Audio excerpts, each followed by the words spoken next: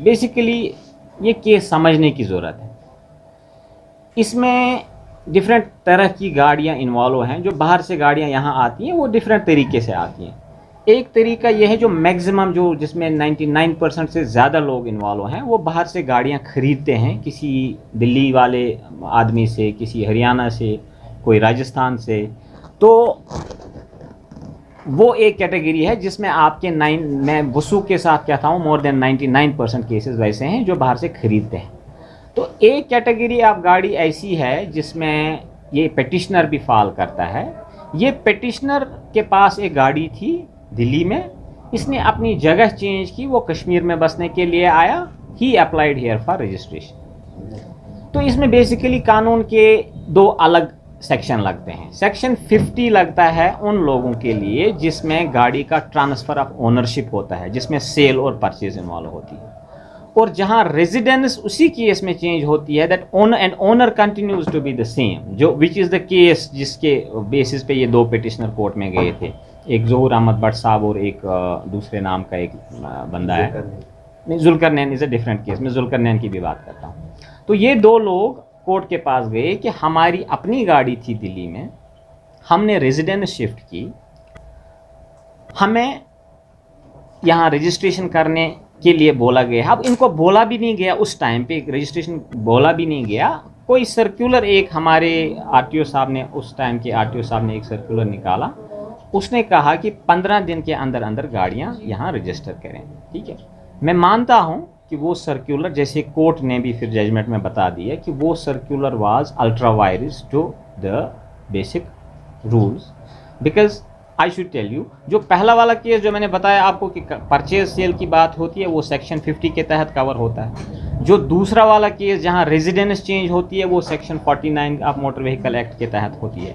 और एक तीसरा सेक्शन है हमारे मोटर व्हीकल एक्ट में, वो बताता है कि assignment of new registration on the vehicles that have been shifted from one state to other, that could cover the both, जो 50 में परचेज करके आई हैं या 49 में रेजिडेंस चेंज करके आई। उसमें कानून ने 12 महीने का टाइम दिया है कि 12 महीने तक ये रजिस्ट्रेशन मार्क नहीं चढ़ा सकता है, 12 महीने के बाद इसको चढ़ाना है। तो ज़हूर साहब और वो जो दूसरे कंटेस्टेंट थे वो कोर्ट में चले गए कि अभी हमारे 12 महीने नहीं हुए हैं, हमें क्यों, हमारी गाड़ियाँ क्यों सीज होती हैं। तो कोर्ट ने उस बेसिक जो पिटिशनर ने, उन्होंने रिट पिटिशन की, मैंने ज़िंदगी में बहुत कम जजमेंट्स, उतनी खूबसूरत जजमेंट्स देखी।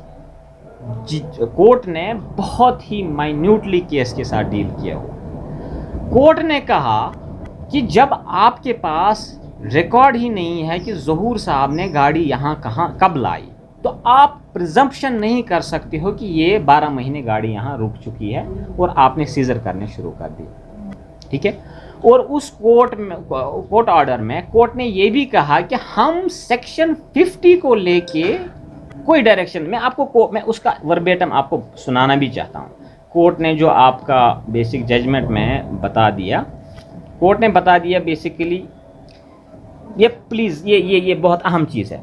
We are not interfering with the powers of the transport department oblique respondents, that is the officers of this department, to deal with the cases which fall under section 50 of the motor vehicle act as the matter which fall under application of section 50 are not subject of this writ petition। जो ज़हूर साहब थे और दूसरा बंदा जो था, इसमें मैं आपको नाम भी बताता हूँ उनका, it is a petition between filed by mister Zahoor Ahmad Bhat and Irshad Ahmad Munshi. इन दोनों के केसेस में, इरशाद अहमद मुंशी साहब के केस में और ज़हूर साहब के केस में, इनके पास गाड़ी दिल्ली में थी, अपनी गाड़ी थी, इनके नाम की थी। इन्होंने गाड़ी यहाँ श्रीनगर शिफ्ट की, यहाँ इनकी गाड़ी का सीज़र हो गया। इनका क्लेम था कि हमारे अभी 12 महीने हैं नहीं, हमें ज़रूरी नहीं है हम रजिस्ट्रेशन मार्क ले लें। तो ये कोर्ट में चले गए। कोर्ट ने बहुत ही खूबसूरत, इंतहाई खूबसूरत जजमेंट दी। और जजमेंट में फिर ये ऑपरेटिव पार्ट में क्या कहा कोर्ट ने, ये भी सुनाता हूँ मैं आपको। कोर्ट ने 3 चीज़ें बताई।